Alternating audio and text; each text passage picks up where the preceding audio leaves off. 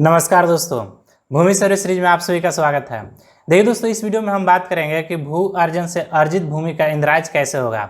यानी कि दोस्तों, आपने बहुत सारे लोग यहाँ पर सुने होंगे कि सरकार द्वारा जो है यहाँ पर जो रहती भूमि है जो है अर्जित किया जा रहा है। यानी कि एयरपोर्ट बनाने के लिए, चाहे कहीं पर स्कूल बनाने के लिए, चाहे कहीं पर जो है सड़क बनाने के लिए, पुल बनाने के लिए, रेलवे मार्ग बिछाने के लिए बहुत सारे ऐसे जमीन होते हैं जिनको सरकार जो है अर्जित करती है। देखिए दोस्तों, हम आपको बता दें कि जो सरकार द्वारा जो अर्जित जमीनें होती हैं उसका इंद्राज सर्वे में कैसे होंगे, यानी कि उसका सर्वे कैसे होगा। मान लीजिए ऐसे बहुत सारे लोग हैं जो सरकार द्वारा तो अर्जित भूमि हो गया है, जिस परियोजना के लिए उस अर्जित हुआ था जमीन वो सरकार जो है अर्जित कर ली, लेकिन वो परियोजना जो है वहां पर बना नहीं, किन्हीं कारण से जो है रुक गया।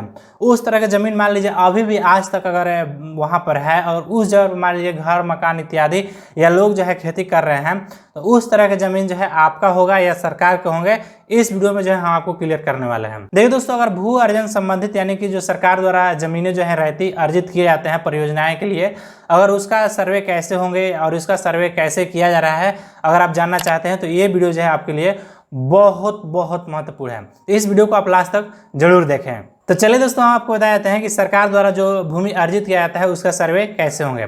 देखिए दोस्तों, भू अर्जन में अर्जित भूमि का इंद्राज यहाँ पर दिए गए हैं। ये पूरा जो है यहाँ पर इसी के बारे में बताया गया है कि इस जमीन का जो है सर्वे कैसे होंगे। देखिए दोस्तों, यहाँ पर जिस विभाग द्वारा या राज्य बोर्ड निकाय परियोजना के लिए भूमि अर्जित की गई है उसी विभाग के नाम से खाता खोला जाएगा।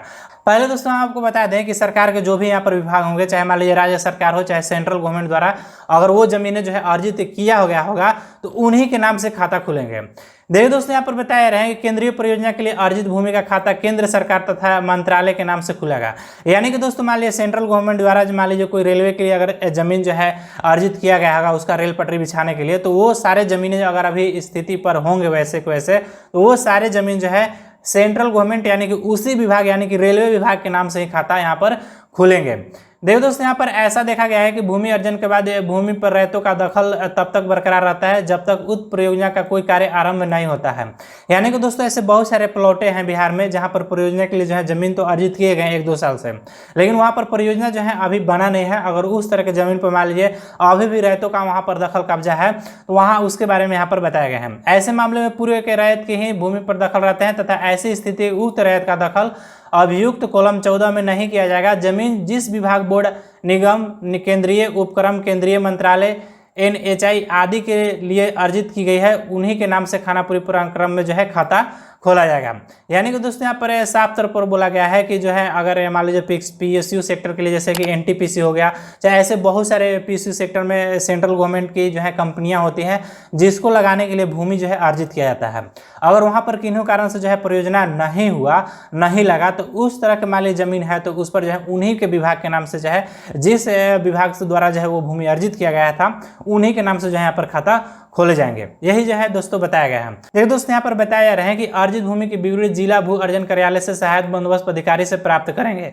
यानी कि जो भी यहाँ पर शिविर प्रभारी होंगे चाहे अमीन होंगे, वो क्या करेंगे कि जिस जिला में सर्वे करा रहे हैं वहाँ पर जो है वहाँ के जिला जो है भू अर्जन कार्यालय जाएंगे और वहाँ से जो है उनका डिटेल निकालेंगे और डिटेल निकाल कर जो है उसका सर्वे करेंगे। जिस विभाग का जो है वो जमीन होंगे उन्हीं के नाम से खाता खोलेंगे। यानी कि अगर सेंट्रल गवर्नमेंट का वो जमीन हुआ तो सेंट्रल गवर्नमेंट को वहाँ पर खाता खुलेंगे, अगर मान लो राज्य सरकार की जमीन होंगे तो राज्य सरकार के नाम से ही खाता खुलेगा।